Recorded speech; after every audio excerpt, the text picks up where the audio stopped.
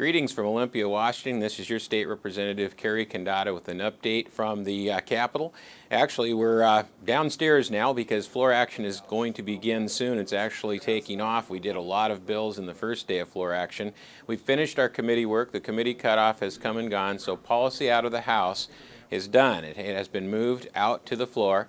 We will now vote things off the floor for the next few weeks, then we'll send them to the Senate. The Senate will do the same and reverse the order. This is the way we do it here in Olympia. Now, we thought we were going to have a record number of bills. Turns out we didn't. We didn't pass as many bills as we did in the last session, and that's good because we have an awful lot. Over 400 will probably reach the floor. 75 went out on the very first day. That's a lot of legislation, probably a little too much, actually.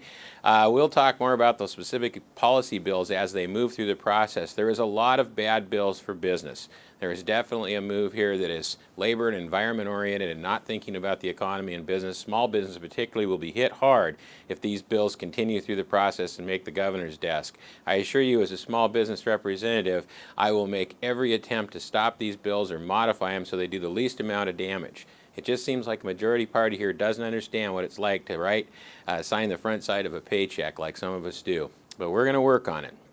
The big thing coming up, of course, is the budget. You hear so much about it.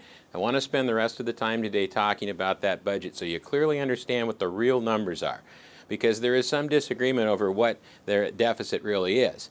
The deficit that you keep hearing about, $8 billion, is based on a budget, pie-in-the-sky budget in my mind, of about $39 billion. Folks, there's no way we're going to go to $39 billion when we've been around $33 or $34 billion and our revenues are tapering off. Now, I say tapering off. Isn't that interesting? They're not going down. Even with this very devastating economy, a huge slowdown throughout the state, projected revenues are still up 2.1% for the next budget period, 09 through 011. That's right, they're up 2.1%, which will give us about $31.5 billion to work with. That's hardly the Titanic. Just a few years ago, as I discussed with you earlier, we were at $23 billion. That was in the 03-05 biennium. That's not that long ago. We now have $31 billion to spend 09 through 011. The $8 billion projection has to do with the current budget, some other issues, and the projection that we need $39 billion to sustain current services, a number I don't exactly agree with. I think more than likely what we could do is take the existing budget, make some initial adjustments, and we'll come up about $1.5 billion short. So the real deficit may be only $1.5 billion if you look at current services and freeze all the salaries, which all of us are doing.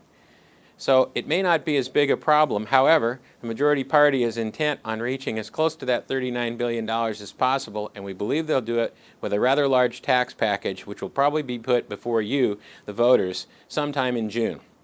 The fact is, if they really believe that, if the majority party wants to spend $39 billion, then they should have the guts to put the taxes out right here. Let's run the taxes out. Let's get it done, because if that's what their decision is, there's no way this needs to be put out to the voters. You send us here to make those hard decisions. On the Republican side, we have decided not to raise taxes, particularly not in this economy. That is ridiculous. But the fact is, they continue to march down that road. We believe we can live with $31 billion. Again, we did it with $23 billion just a few years ago. So we'll continue our efforts to hold the line. But be prepared. You may have an opportunity to vote on one of the largest tax packages ever to fund one of the largest, most ridiculous budgets that's ever been written in a state. Remember, we're on the road just like California. We don't want to go there. We'll see you next week.